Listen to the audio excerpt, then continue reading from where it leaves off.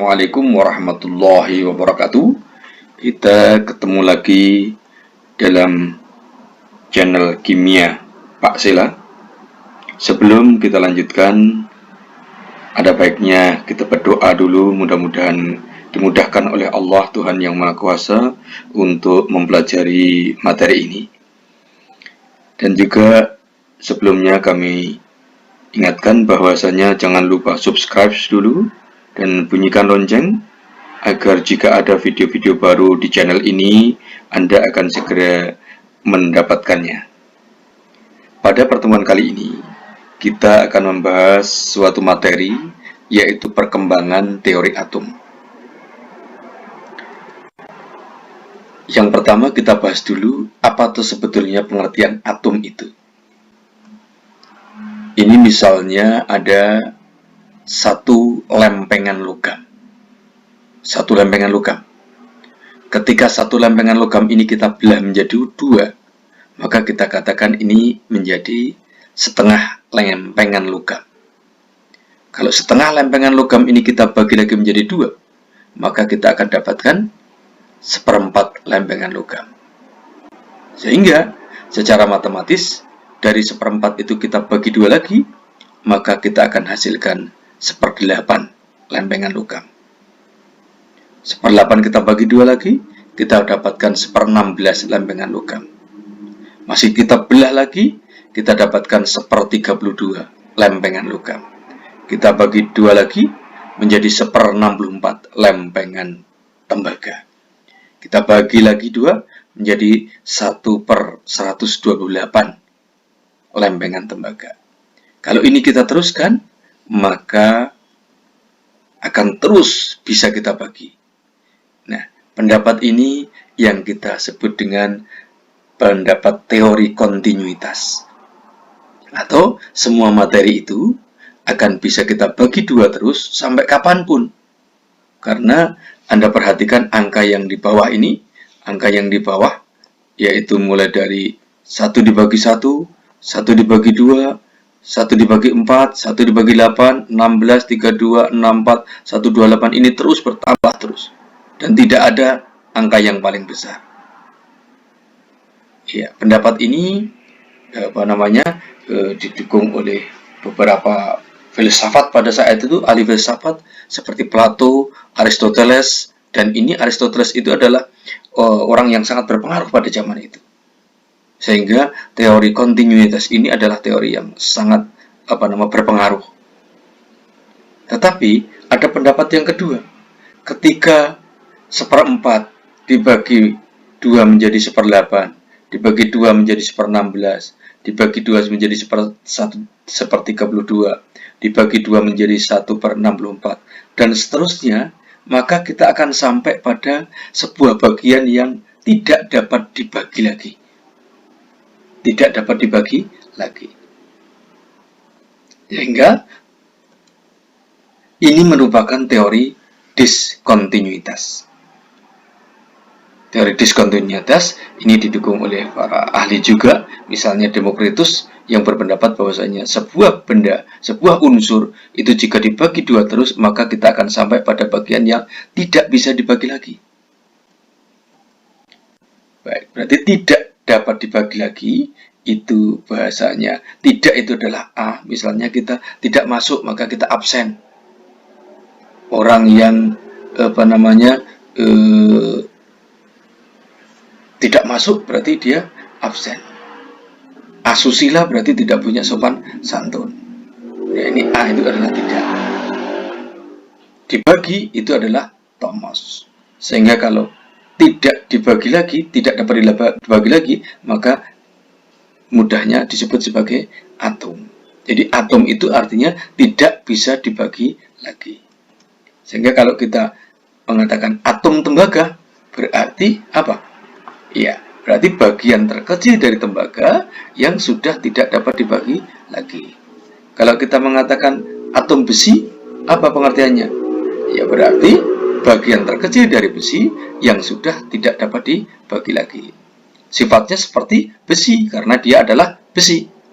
Bagian terkecil dari tembaga sifatnya seperti apa? Ya seperti tembaga karena dia adalah tembaga. yang paling kecil. Atom kalsium, apa pengertiannya? Ya, bagian yang paling kecil dari kalsium yang sudah tidak dapat dibagi lagi. Jadi atom itu adalah bagian yang terkecil yang sudah tidak dapat dibagi lagi. Kemudian perkembangan teori atom. Jadi setelah kita tahu bahwasanya atom itu adalah bagian terkecil dari unsur yang sudah tidak dapat dibagi lagi, maka muncul kemudian teori-teori atom. Nah, teori-teori atom itu berkembang dari yang paling sederhana sampai teori yang sekarang kita gunakan. Ya, kita akan mengenal beberapa teori. Misalnya teori atom John Dalton. Ini disampaikan oleh John Dalton. Kemudian nanti ada teori atom Thomson, disampaikan oleh J.J. Thomson. Kemudian nanti kita selanjutnya akan ketemu dengan teori atom Rutherford. Ini disampaikan oleh Ernest Rutherford. Kemudian kita akan sampai di teori atom Niels Bohr yang disampaikan oleh Niels Bohr. Kemudian yang terakhir nanti kita sampai pada teori atom mekanika kuantum. Ini beberapa ahli yang terlibat, ada Max Planck, ada de Broglie, ada Heisenberg, ada Schrödinger. Teori dari yang pertama sampai yang kelima, ini saling melengkapi sesuai dengan zamannya. Sehingga kalau teorinya Dalton ini sudah terbaik saat itu. Kemudian perkembangan ilmu pengetahuan kemudian disempurnakan oleh Thomson. Thomson juga sudah terbaik saat itu. Tapi perkembangan ilmu pengetahuan lagi, kemudian kekurangan dari teori atom Thomson akan disempurnakan oleh Rutherford. Rutherford juga sudah terbaik.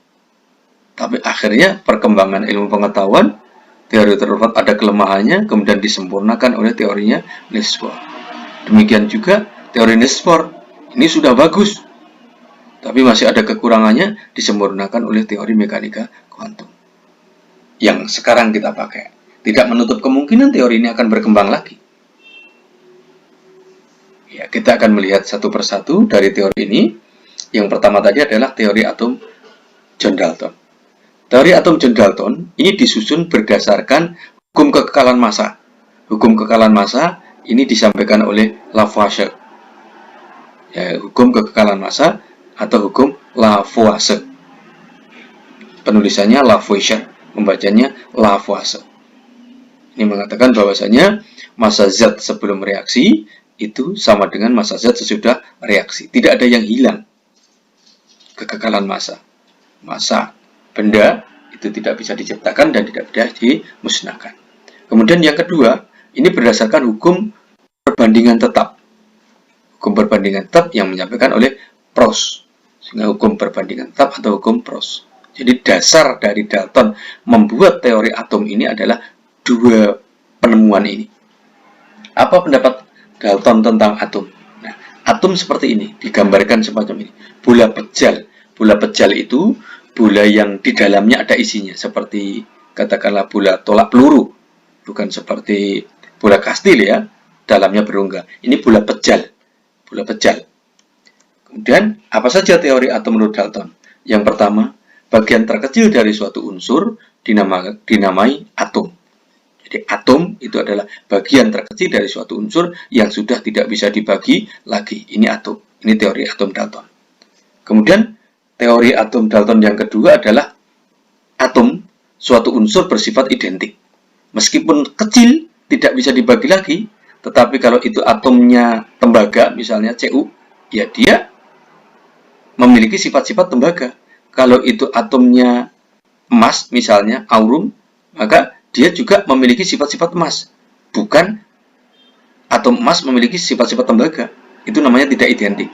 Kalau katakanlah atom itu punyanya atomnya besi misalnya Fe, maka dia juga memiliki sifat-sifat Fe. Ini atom suatu unsur bersifat identik. Kemudian teori yang ketiga, atom suatu unsur tidak dapat diubah menjadi atom unsur lain. Meskipun paling kecil, kalau itu tembaga, maka dia punya sifat tembaga. Tidak bisa meskipun sama-sama kecil kemudian dia berubah menjadi emas. Menurut Dalton tidak mungkin. Jadi atom suatu unsur tidak dapat diubah menjadi atom unsur lain. Emas kemudian berubah menjadi besi, ini tidak mungkin. karena bersifat identik dan tidak dapat diubah menjadi atom unsur yang lain. Kemudian pendapat Dalton yang keempat adalah senyawa tersusun dari atom dua atau lebih dengan perbandingan tertentu dan tetap. Ini menggunakan hukumnya Proust tadi. Senyawa tersusun dari atom-atom dua atau lebih dengan perbandingan tertentu dan tetap. Katakanlah misalnya ada senyawa H2O, H2O air, H2O, H2O. Berarti senyawa H2O itu disusun oleh atom hidrogen dan atom oksigen dengan perbandingan tertentu. Hidrogennya 2, oksigennya 1 dan tetap. Jadi air H2O. Kalau misalkan H3O ya berarti bukan air. HO2 berarti bukan air, tertentu dan tetap. Ini. Kemudian pendapat yang kelima dari Dalton adalah atom tidak dapat diciptakan dan dimusnahkan. Ini menggunakan hukum kekekalan massa. Atom tidak dapat diciptakan dan dimusnahkan. Pada reaksi kimia terjadi penataan ulang atom penyusun senyawa, kemudian bergabung kembali dengan komposisi yang berbeda. Misalnya saja seperti ini, perhatikan. Ini ada molekul. Ya, kenapa molekul? Karena ini atom gandengan dengan atom. Kemudian bereaksi dengan molekul yang lain. Nah, kemudian dari sini akan membentuk senyawa. Ini tadi segitiga dengan segitiga. Kemudian dia akan terbongkar, kemudian bergabung. Penataan ulang. Segitiga bisa ketemu dengan lingkaran. Ini misalkan contoh saja. Ya, dan segitiga yang mula-mula bergandeng dengan segitiga, ini namanya molekul unsur, maka ini terpisah. Ini namanya penataan ulang. Penataan ulang. Sehingga ini yang dimaksud dengan teori Dalton. Ya, terjadi penataan ulang. Baik, kita lanjutkan teori atom yang kedua. Kita akan berbicara tentang teori atom Thomson. Teori atom Thomson itu disusun setelah ditemukannya elektron. Jadi ini yang mendasari Thomson adalah setelah ditemukannya elektron. Dan gejala kelistrikan dalam suatu materi. Seperti kita tahu tadi, kalau Dalton, atom itu adalah bola pejal, tidak ada apa-apanya. Tapi ternyata dalam penelitiannya, Thomson menemukan yang namanya elektron. Nah, di mana posisi elektron di dalam suatu atom itu? Dalton belum membahas tentang itu. Dalton, kelemahannya Dalton tidak dapat menjelaskan adanya gejala kelistrikan pada suatu materi. Hanya bola pejal saja. Ya, ini disempurnakan oleh Thomson. Sehingga atom merupakan materi bermuatan positif dan di dalamnya tersebar elektron. Seperti roti kismis secara keseluruhan, atom bermuatan netral. Jadi seperti roti kismis zaman dahulu loh ya, zaman dahulu. Nah, kalau sekarang kismisnya hanya di luar berarti enggak. Atau ada yang memberikan pendapat tidak seperti roti kismis, tetapi seperti jambu biji, Ya, Anda perhatikan jambu biji itu kalau kita belah tengahnya, maka isinya akan menyebar. Itulah gambaran atom menurut Thomson. Sehingga kalau digambarkan semacam ini, materi bermuatan positif, elektron menyebar. Ya, seperti jambu biji. Ya, seperti jambu biji. Jadi, elektron menyebar seperti jambu biji. Secara keseluruhan, antara muatan negatif dan positif ini adalah sama. Sehingga secara keseluruhan adalah netral. Sehingga ada bedanya, Anda bisa membedakan. Tadi kalau Dalton, tadi hanya bola pejal saja, tidak ada muatan listriknya. Nah, teori Thomson sudah menggambarkan adanya muatan listrik. Kita lanjutkan, yang ketiga adalah teori atom Rutherford. Rutherford ini membuat teori atom, menyusun teori atom berdasarkan percobaan sinar alfa yang ditembakkan pada lempengan emas tipis. Lempengan emas tipis ini dianggap sebagai lembaran atom karena sangat tipisnya. Ya, ternyata dari percobaan sinar alfa ini 99% sinar alfa itu diteruskan. Namun yang aneh adalah ada 1% dari sinar alfa itu yang dibelokkan atau bahkan dibalikkan. Hal ini menurut Rutherford menunjukkan bahwa di dalam atom itu terdapat pusat massa yang sangat kecil. Kenapa sangat kecil? Karena hanya bisa ditabrak oleh 1% sinar. Sangat kecil namun kuat. Kenapa kok kuat? Karena dapat membelokkan sinar alfa. Seperti kita tahu, sinar alfa itu sinar yang masanya besar, yang masanya 4 satuan massa atom. Ini sinar alfa. Sedangkan kalau tadi Thomson tadi, atom itu isinya adalah elektron yang menyebar. Elektron itu masanya mendekati 0. Bukan 0, tapi mendekati 0. Sehingga kalau kita lihat perbandingan masanya antara sinar alfa yang ditembakkan dengan yang ditembak itu perbandingannya sangat jauh. Sehingga seharusnya logikanya ketika lempengan emas ditembak dengan sinar alfa, maka jalannya akan lurus. Tetapi hasil percobaan semacam ini. Ini gambarannya. Ini sinar alfa ditembakkan pada lempengan emas.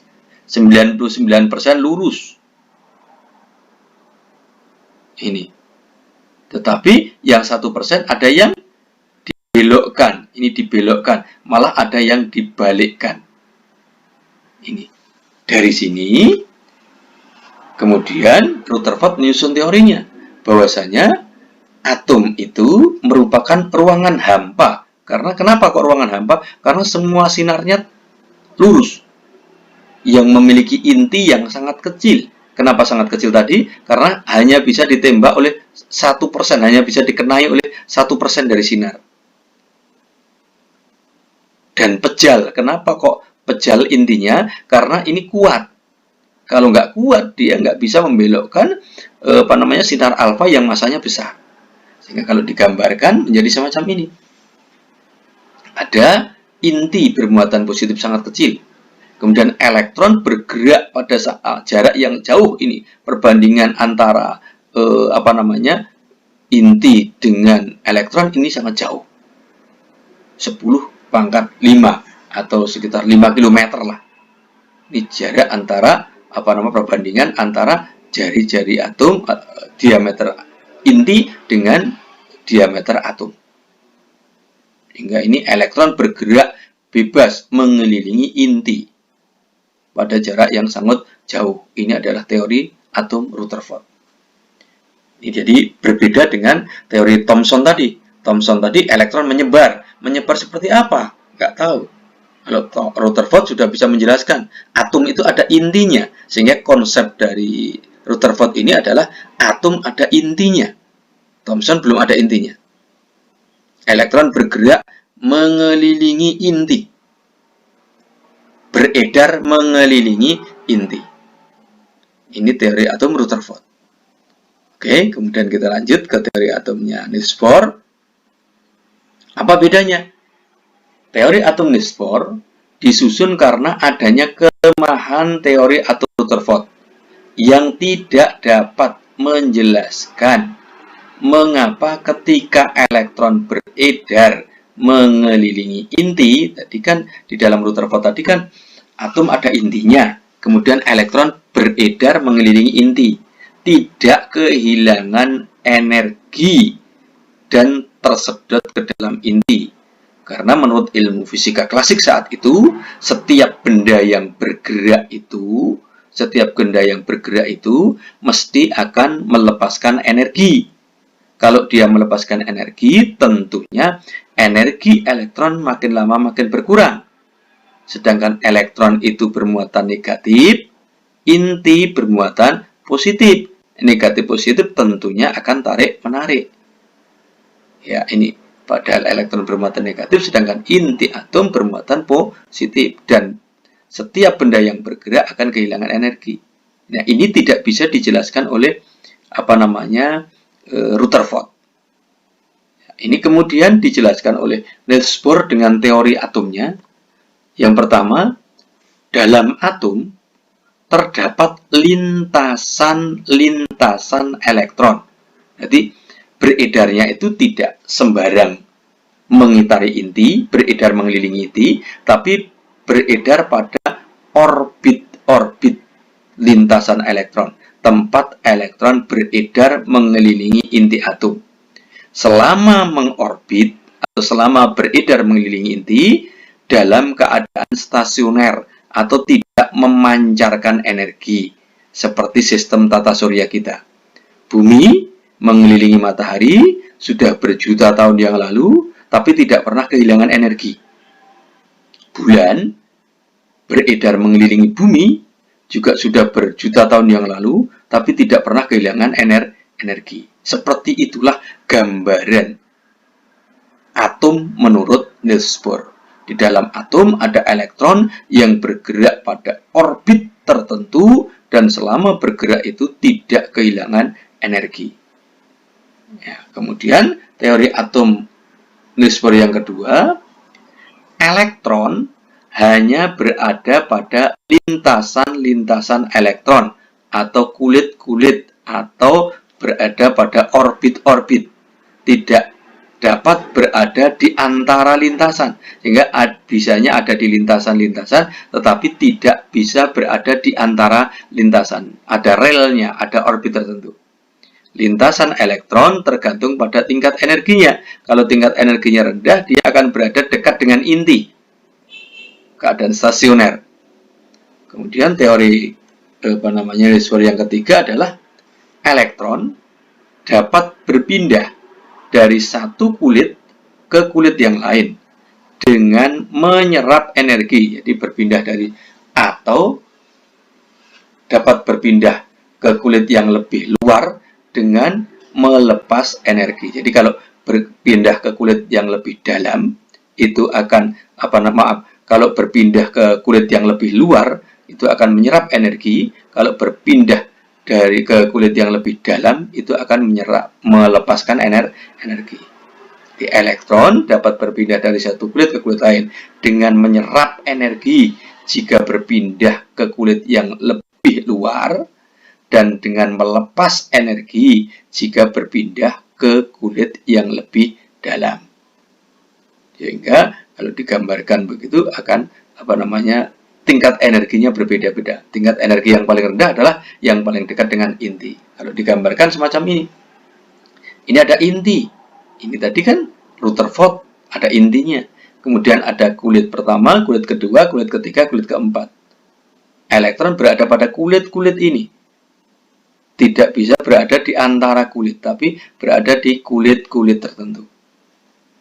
Ya, bisa berpindah antar kulit, bisa keluar dengan menyerap energi, bisa dari luar ke dalam dengan melepas energi. Ya, ini sudah berbeda dengan teorinya Dalton, teorinya Thomson, maupun teorinya Rutherford. Ini sudah ada lintasan-lintasan elektron. Apakah ini yang paling sempurna? Belum. Ternyata teori ini masih disempurnakan lagi oleh teori, yaitu teorinya mekanika kuantum. Teori mekanika kuantum ini banyak ahli yang berperan di situ. Ada Max Planck, ada de Broglie, ada Heisenberg, dan ada Schrödinger. Kita lihat perbedaannya semacam ini. Teori mekanika kuantum memiliki kesamaan ini dengan teori Niels Bohr dalam hal tingkat energi. Ini ada tingkat energinya, namun berbeda dalam bentuk lintasan dan posisi elektron dalam lintasan. Jadi, kalau di dalam Niels Bohr itu lintasannya jelas, menurut teori mekanika kuantum tidaklah mungkin elektron dapat ditentukan dalam orbit-orbit tertentu, melainkan dalam suatu daerah yang memiliki kebolehjadian elektron ditemukan atau disebut orbital. Jadi kalau menurut Rutherford ini istilahnya adalah kalau menurut Niels Bohr istilahnya adalah orbit, lintasan elektron jelas. Tetapi kalau menurut mekanika kuantum tidak mungkin elektron bisa ditentukan lintasannya. Yang mungkin adalah ditentukan orbitalnya, wilayah yang memungkinkan ditemukannya elektron, sehingga bentuknya titik-titik semacam ini. Ini adalah wilayah-wilayah yang memungkinkan ditemukannya elektron. Ya, ini wilayah-wilayah yang memungkinkan ditemukannya elektron. Sehingga untuk menentukan posisi elektron di dalam atom itu, menurut teori mekanika kuantum digunakan 4 bilangan kuantum. Yang pertama adalah bilangan kuantum utama, ini menunjukkan nomor kulit atau tingkat energi. Kemudian ada bilangan kuantum azimut, ini menunjukkan subkulitnya. Kemudian ada teori ada bilangan kuantum magnetik, ini menunjukkan orbitalnya. Kemudian yang terakhir, ini adalah bilangan kuantum spin, menunjukkan arah rotasinya. Jadi perlu diketahui di sini bahwasanya elektron selain bergerak mengelilingi inti, dia juga bergerak pada porosnya. Seperti sistem tata surya kita. Bumi bergerak mengelilingi matahari. Revolusi yang menyebabkan waktu 1 tahun. Selain itu, bumi juga berputar pada porosnya, yang menyebabkan terjadinya siang dan malam. Ya, sambil bergerak mengelilingi matahari, bumi juga bergerak dalam porosnya. Sama, elektron bergerak mengelilingi inti, juga berputar pada porosnya. Ya. Jadi kalau kita bisa simpulkan dari perkembangan teori atom, yang pertama tadi adalah menggunakan hukum kekekalan massa, Lavoisier, dan hukum perbandingan tetap Proust, maka Dalton menyusun teorinya. Bentuknya semacam ini, disampaikan oleh John Dalton. Kemudian, selanjutnya, ketika sudah ditemukan elektron, adanya gejala kelistrikan pada materi, teori atom Dalton semacam ini disempurnakan oleh siapa? Oleh Thomson. Menjadi semacam ini. Bola pejal bermuatan positif, elektron menyebar. Kemudian, setelah dilakukan percobaan penembakan sinar alfa pada lempengan Mars, maka teori Thomson ini disempurnakan oleh siapa? Oleh Rutherford. Ya, atom ada inti atomnya. Elektron bergerak mengelilingi atau inti beredar mengelilingi inti.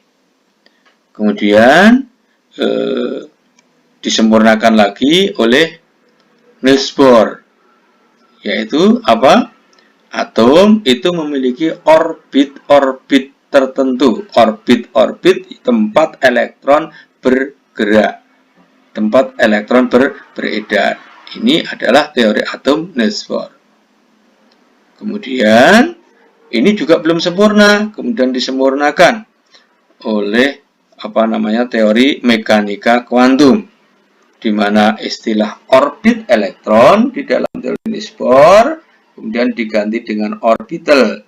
Pemahamannya adalah tidak mungkin elektron itu diketahui lintasannya, tapi yang memungkinkan bahwa elektron itu diketahui kebolehjadiannya ditemukan, kemungkinan ditemukan. Ini teori atom dari mekanika kuantum. Jadi ini dari yang pertama sampai yang terakhir. Mudah-mudahan Anda bisa memahaminya. Kalau belum paham, bisa diulang lagi, diputar video ini. Sekali lagi, mudah-mudahan Allah memudahkan kita untuk belajar. Kita latihan belajar bersama-sama. Sekali lagi, video ini bisa diulang. Jangan lupa bagikan channel ini ke teman-teman Anda agar video ini lebih bermanfaat. Ya, lebih bermanfaat, lebih berguna bagi teman yang lain. Silakan hubungi Bapak Ibu guru jika masih ada yang belum paham, atau diulang diputar lagi. Insya Allah Anda bisa. Demikian pertemuan pada video kali ini. Insya Allah kita akan ketemu lagi pada video-video berikutnya. Kita tutup. Assalamualaikum warahmatullahi wabarakatuh.